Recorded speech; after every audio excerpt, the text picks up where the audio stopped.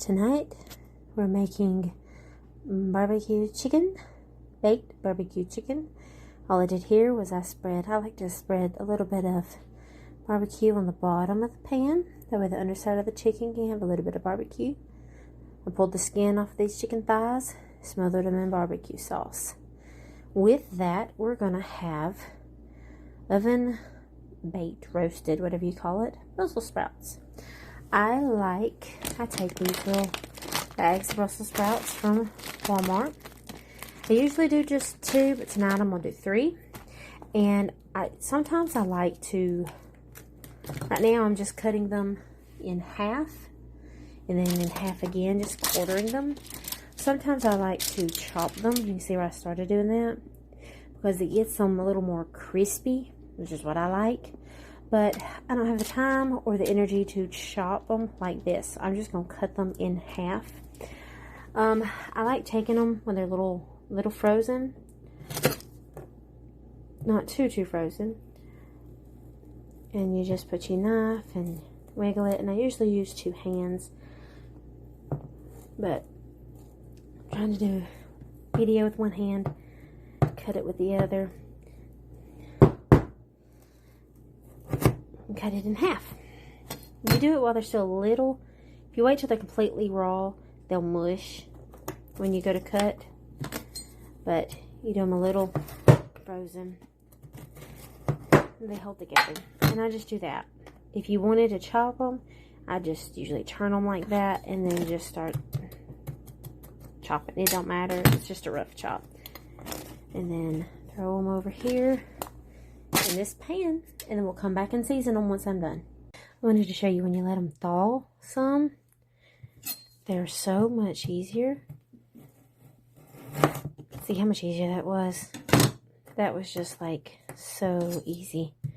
But they're stiff enough that they don't mush.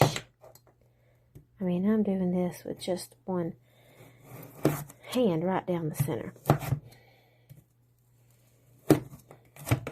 And just do that and throw them on there. So let them thaw a little bit before you start chopping.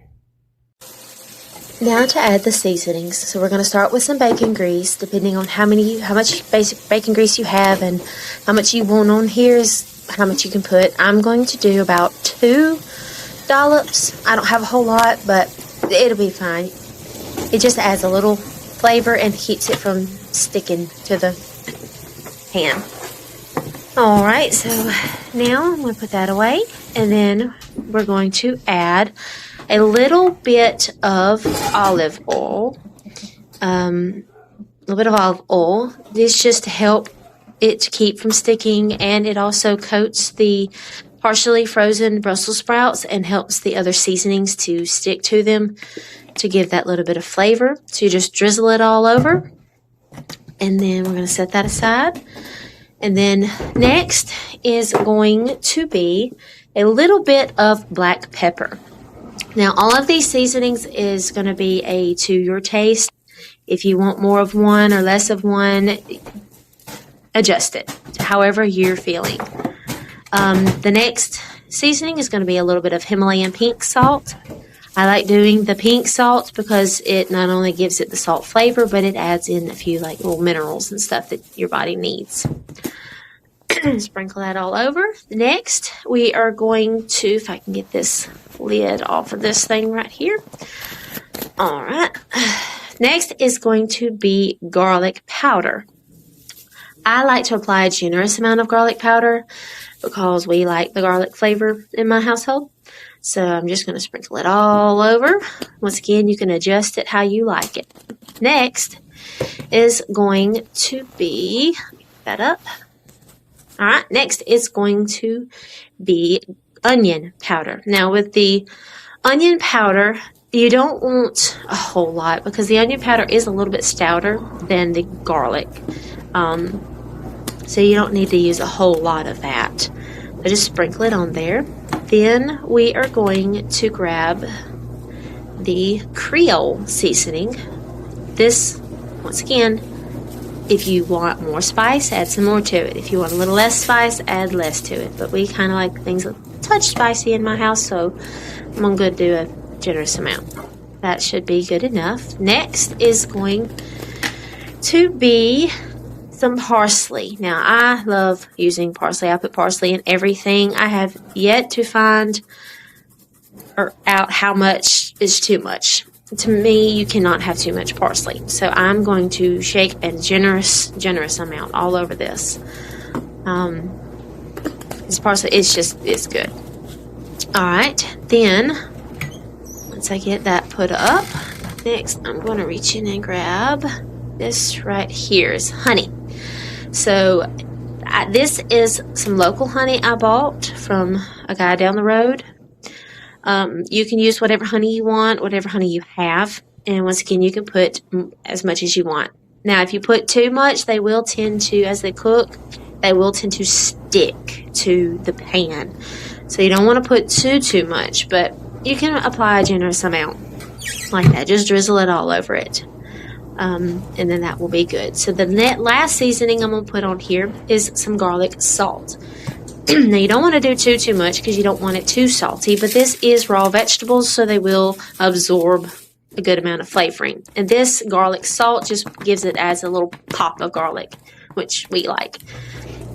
Alrighty, and then I am going to start stirring and mixing this together. Now, with these still partially frozen and cold, the bacon grease is not going to spread that well. All you're doing here is just trying to move that bacon grease, break it to pieces or whatever, spread it out as best you can across the entire pan. And you're also just turning the Brussels sprouts around in the seasonings to make sure everything is coated nice and evenly. Then you just want to spread them out as flat and even as you can across the entire pan so there's no clumps and everybody gets the same amount of heat. And that is all. Then you look at it and you see, now I see that I need a touch more liquid, so I'm just going to drizzle a tiny bit more of olive oil on here just to make sure they're not going to stick. And that is all I do. Alright, so now this pan is ready to be put in the oven. I'm going to put it on 400 and I'm going to cook it along. As with any good meal, you have two meat and two sides. So I got the baked chicken and the Brussels sprouts. And we're going to make these. I just like to kind of stir it just to make sure everything gets mixed in now that all that grease is melted and stuff. Just mix it and then level it all back out. Even it all back out. You don't have any clumps. And then close her up and let her finish cooking. So it can technically be done right now, but I like them a little bit crispier, so I'm going to leave them in there for a little bit to dry.